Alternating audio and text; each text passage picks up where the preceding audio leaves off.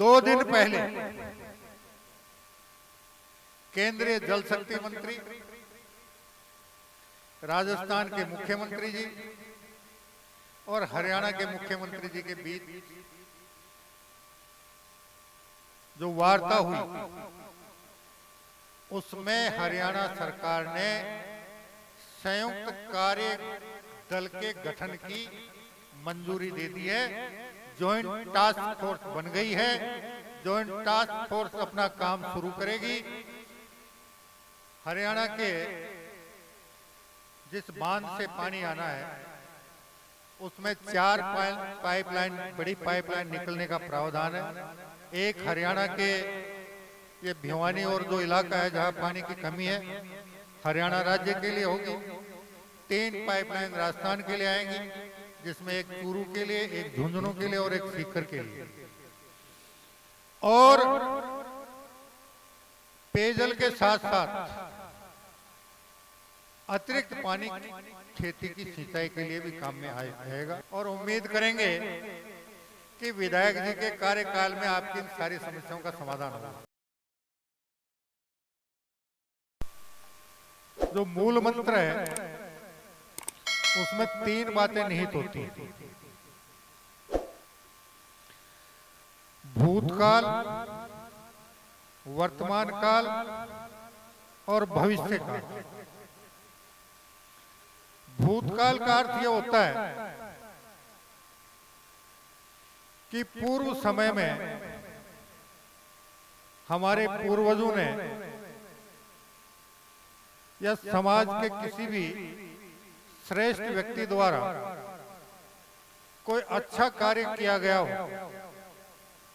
उसे वर्तमान काल में अनवरत रूप से जारी रखने का प्रयास करें।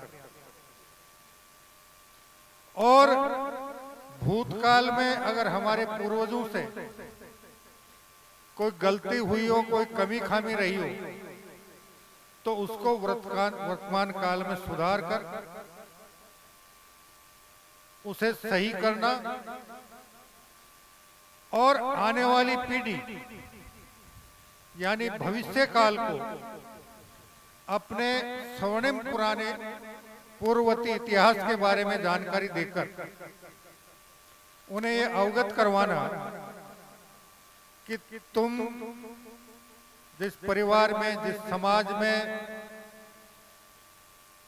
जिस क्षेत्र में, जिस गांव शहर में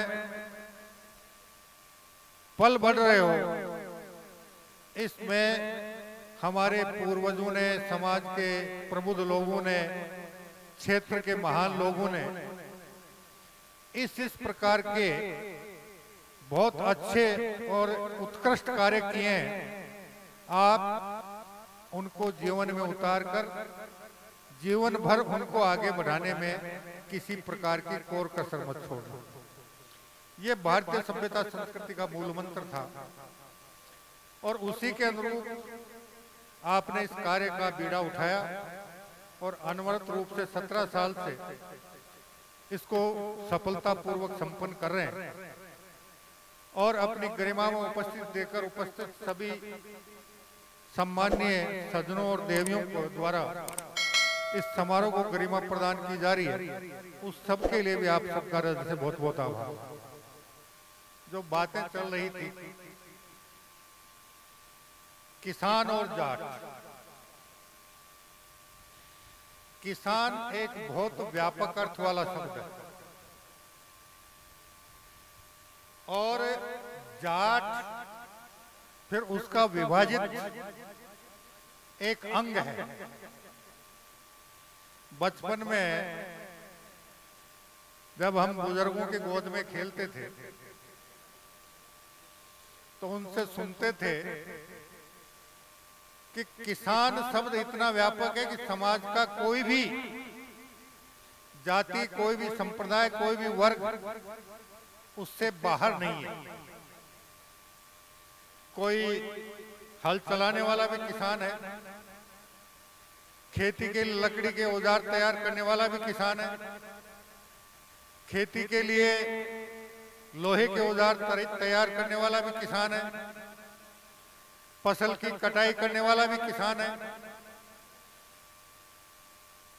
आपके इधर तो शायद एक पसली इलाका था, लेकिन जहाँ दो पसली इलाका था वहाँ चमड़े का चरस बनाने वाला भी किसान है, चमड़े को खींचने के लिए लाव बांटने वाला भी किसान है, और पशुपालन के रूप में खेती के लिए जो बैल का पालन पोषण करता है वो भी किसान है। किसान के उपज को कोई समय था जब वस्तु विनिमय का दौर था, उसके बाद उसका व्यापार होने लगा, उसमें जो सहायता करते थे व्यापार करने में वो भी किसान थे, और किसान के बच्चों को शिक्षा देना और उनके सामाजिक, सांस्कृतिक और धार्मिक कार्यक्रमों को संपन्न करवाते थे, वो भी किसान थे। और इस प्रकार कुल मिलाकर किसान शब्द इतना व्यापक था कि समाज का कोई भी अंग इस शब्द से बाहर नहीं था। धीरे धीरे जब अंग्रेज ईस्ट इंडिया कंपनी के रूप में यहाँ आए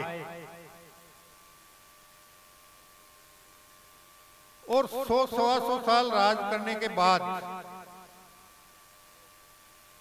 जब 1857 की बड़ी क्रांति हुई, उसके बाद उनके दिमाग में एक बात आई कि ये कैसा देश है, यहाँ का कैसा समाज है जो लगातार 1000 साल से हमले झेल रहा है, लेकिन इस सब के बावजूद भी वो अपनी सभ्यता संस्कृति से दूर नहीं हो पा रहा, उसकी एकता और अखंडता खंडित नहीं हो पा रही। तब उन्होंने अपने एक पढ़े लिखे व्यक्ति को इस बात का अध्ययन करने के लिए भारत भेजा। उसने पूरे भारत का भ्रमण किया, सभी लोगों से बातचीत हुई, उसने अपनी आंखों से देखा, और उसके बाद उसने ब्रिटेन के महारानी को पत्र लिखा कि भारतीय सभ्यता, संस्कृति और एकता, अखंडता इसलिए विखंडित नहीं हो पा रही है कि इसके जो शिक्षा पद्धति है उसमें ये सारे गुण समाहित हैं। क्योंकि वो समय था जब हमारे यहाँ या तो गुरुकुल हुआ करते थे, या गांव का विद्वान या पूरी बस्ती मिलकर किसी विद्वान को बस्ती में लाती थी कि हमारे बच्चों को शिक्षा दीक्षा आप दोगे, और गुरुकुल का और उस शिक्षक का संपूर्ण भरण पोषण से लेकर उसके संपूर्ण सामाजिक दायित्व का भार पूरा समाज मिलकर उठाता था। और हमारे उस शिक्षा पद्धति में स्वावलंबन की, एकता अखंडता की, और अपने पूर्वजों के महान कार्यों की गाथाओं के माध्यम से उनको अपने राष्ट्र के प्रति, अपने समाज के प्रति और मानवता के प्रति सदैव हितकर रूप में काम करने के लिए प्रेरित करने का काम किया जाए। उस विद्वान जो अंग्रेजों ने भेजा, जिसने ब्रिटेन की महारानी को चिट्ठी लिखी कि ये कारण है, तो उससे पूछा गया कि इसका इलाज क्या हो सकता है, तो उसने जवाब दिया कि भारतीय शिक्षा पद्धति को नष्ट भ्रष्ट करना पड़ेगा। और उस व्यक्ति का नाम था लॉर्ड मैकोले। लॉर्ड मैकोले की शिक्षा पद्धति हम पर लदी रही, और उसमें स्वावलंबी के बजाय व्यक्ति को धीरे धीरे प्रावलंबी बनाने की शिक्षा ज्यादा दी गई। सौभाग्य इस राष्ट्र का कि पिछले वर्ष भारत की शिक्षा पद्धति में आमूलचूल परिवर्तन करने का निर्णय लिया गया। नई शिक्षा पद्धति लागू की गई। और उस नई शिक्षा पद्धति का मूल मंत्र यही है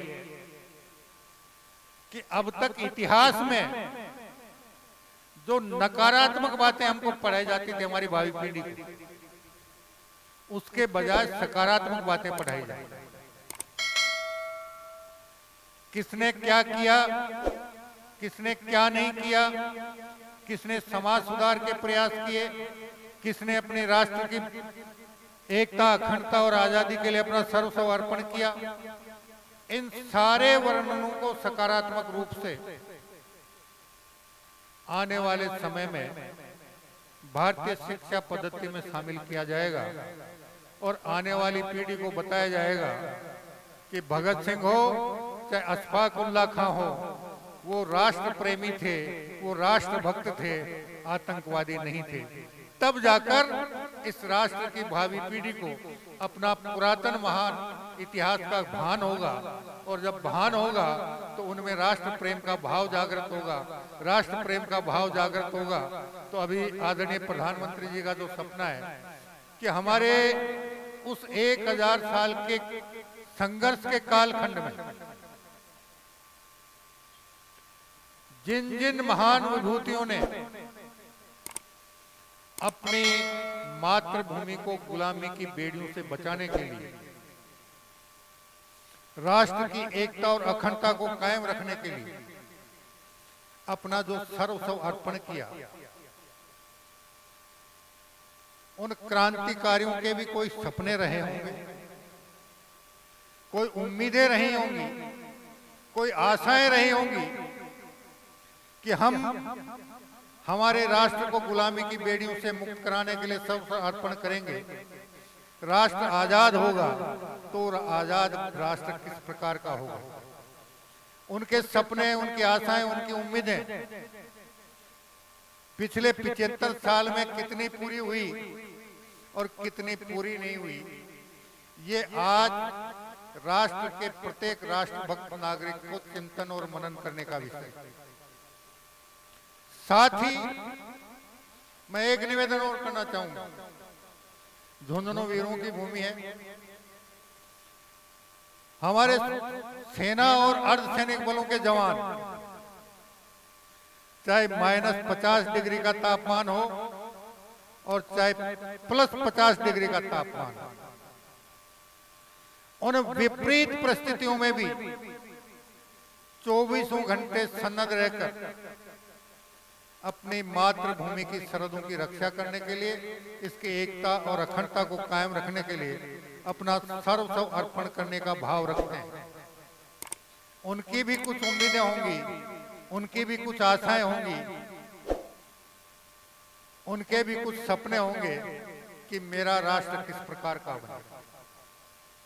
अब समय आ गया है कि हम हमारे क्रांतिकारियों, स्वतंत्रता सेनानियों और हमारे वीर जवानों के उन सपनों को भारत बनाने के लिए, उनकी उम्मीदों को पूरा करने के लिए, उनकी आशाओं का पूरा करते हुए उनके आशाओं के अनुरूप, उम्मीदों के अनुरूप, उनके सपनों के अनुरूप इस राष्ट्र का निर्माण करने के लिए एकजुट होकर प्रयास करें।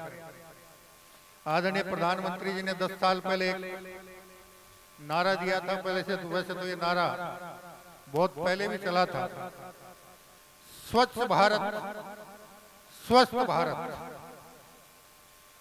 इसकी मजाक भी बहुत उड़ी थी, लेकिन इसके भाव को धीरे धीरे आप लोग समझना शुरू है।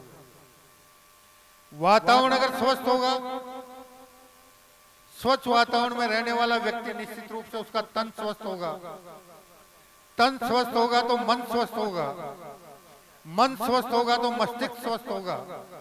और जब वातावरण स्वच्छ हो, तन स्वस्थ हो, मन स्वस्थ हो, मस्तिष्क स्वस्थ हो, तो क्या उस व्यक्ति के मन में कभी भी कोई नकारात्मक भाव पैदा हो सकते हैं? सदैव उस व्यक्ति के दिलो दिमाग में सकारात्मक विचारों का प्रवाह होगा, और सकारात्मक विचारों का प्रवाह होगा तो वो अपने परिवार को, अपने समाज को, अपने गांव को, अपने क्षेत्र को और अपने राष्ट्र को विकसित होते हुए देखने का सदैव विचार करेगा। इसी प्रकार मैं निवेदन करना चाहूंगा कि अभी गत वर्ष आदरणीय प्रधानमंत्री ने फिर एक नारा दिया है, एक पेड़ मां के नाम।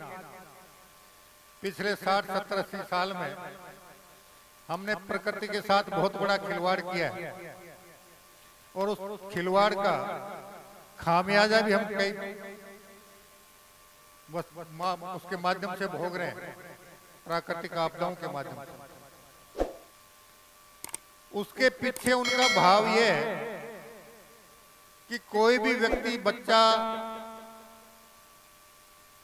अपनी मां के नाम से पेड़ लगाए तो उसके दिमाग में एक ही बात होनी चाहिए कि जब वो अबोध अवस्था में था, घुटनों के बल भी चलना नहीं जानता था, उसकी मां ने उसका किन परिस्थिति में किस प्रकार पालन पोषण किया था और पालन पोषण करते करते उसे अपने पैरों पर खड़ा होकर चलना सिखाया।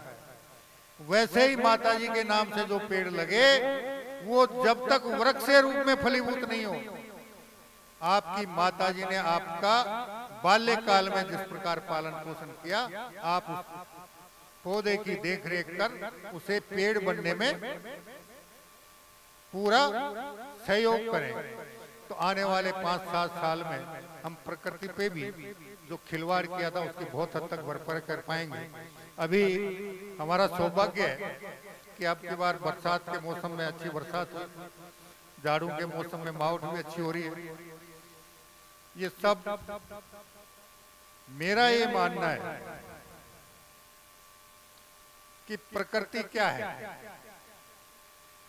इस प्रकृति पे जितने काली मुंडी के जीव है ना, काली मुंडी के जीव, समझते हो काली मुंडी के जीव, उनका बहुमत का भाव जिस प्रकार का होता है, प्रकृति का भाव भी वैसा ही बनता है।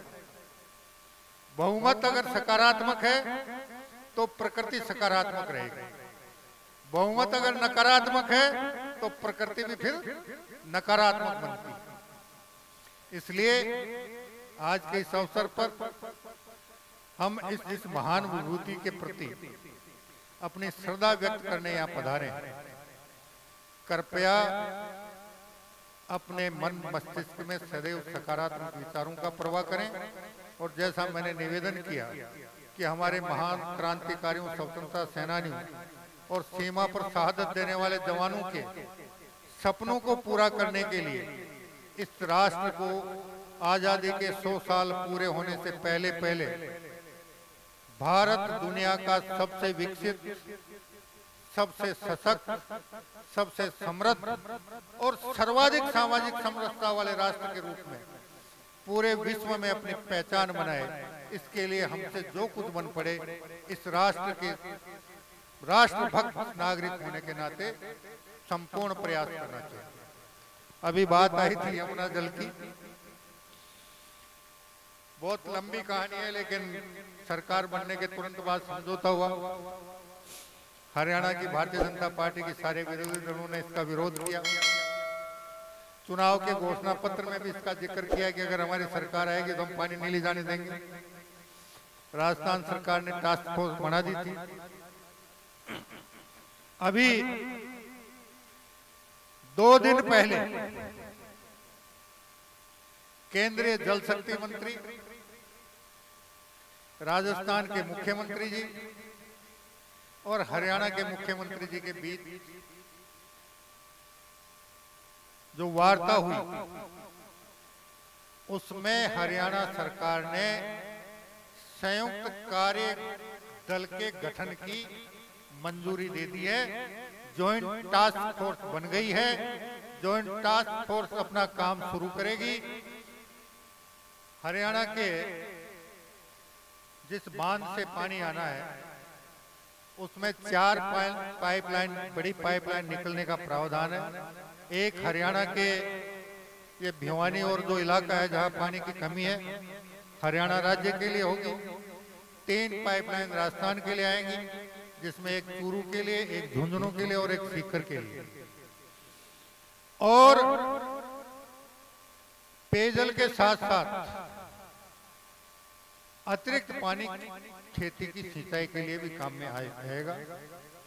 और उम्मीद करेंगे कि 2025 में ही ये कार्य धरातल पर उतरना शुरू हो जाएगा और आने वाले 2-3 साल में ये जब कार्य पूर्ण होगा तो हमारे यहाँ की पेयजल की समस्या, जिसमें कुमाराम जल पेयजल परियोजना और नर्मदा यमुना का जल दोनों शामिल हैं। कुमाराम लिफ्ट पेयजल परियोजना में भी केंद्रीय जल बोर्ड ने एक आपत्ति कर दी। पहले सीधा ये था कि हनुमानगढ़ के पास से बड़ी पाइपलाइन के जरिए हमको सीधा पानी लाकर यहाँ रिजर्वायर बनाने थे, लेकिन केंद्रीय जल आयोग का ये कहना है कि सामान्यतः नहर हर वर्ष 1 सप्ताह से 2-3 सप्ताह तक बंद होती है और 2-3 साल में 2-2 महीने 1.5 महीने के लिए भी नहरबंदी होती है, उसकी सफाई करने के लिए, उसकी मरम्मत करने के लिए। अगर आप सीधे पाइपलाइन से पानी लेकर जाओगे तो जब नहरबंदी होगी तब उस स्थिति में आपका क्या होगा। तो उनका सुझाव था कि हनुमानगढ़ में जहां से नहर से आप पानी लोगे वहां एक इतना बड़ा रिजर्वायर बने कि आपके हमारे यहाँ के झुंझुनू और सीकर जिले के कम से कम 1 महीने की पेयजल जितना स्टोरेज उस रिजर्वायर में हो सके। जिला कलेक्टर हनुमानगढ़ से अभी 4 दिन पहले ही बात हुई है, वो इसके लिए जमीन तलाश कर रहे हैं और उम्मीद करते हैं कि मार्च के महीने तक जमीन का चिन्हीकरण होकर अप्रैल तक आवंटन हो जाएगा और आवंटन होने के बाद वहां रिजर्वायर का निर्माण शुरू होगा और उसके बाद पाइपलाइन के जरिए पानी आकर हमारे यहाँ भी रिजर्वायर बनेंगे। और ये समस्या आने वाले 100 साल के लिए, जब तक ये प्रकृति का आधार रहेगा तब तक के लिए समस्या का समाधान हो जाएगा। इस सब के लिए भी हमें निश्चित रूप से सकारात्मक रूप से आगे बढ़ते हुए इस समस्या के समाधान के लिए प्रयास करना चाहिए। साथ ही अभी माननीय विधायक जी ने यहाँ की 2-3 प्रमुख बातें हैं। ड्रेनेज का मामला है, आपके पहाड़ी पे पर्यटक स्थल बनने का मामला है, एक आदि कोई और समस्याएं हैं, ऑडिटोरियम है। तो उन्हें सारी समस्याओं के लिए आपके विधायक जी के साथ कंधा से कंधा मिलाकर माननीय मुख्यमंत्री से बात करेंगे और उम्मीद करेंगे कि विधायक जी के कार्यकाल में आपकी इन सारी समस्याओं का समाधान होगा। साथ ही एक मांग मेरे पास आई है, उसके लिए मैं नगर परिषद आयोग से चर्चा करके प्रस्ताव तैयार करवाऊंगा, क्योंकि ये प्रस्ताव अगर निर्वाचित बोर्ड होता तो अलग परिस्थिति बनती, प्रशासक में अलग परिस्थिति बनती है। उसको कहूंगा जितनी जल्दी हो सके वो संभागीय आयुक्त को इस प्रस्ताव को भेजे ताकि इस प्रस्ताव को आगे स्वीकृति की कार्रवाई की जा सके। अंत में आप सभी का एक बार पुनः बहुत बहुत धन्यवाद। जय हिंद, जय भारत, वंदे मातरम।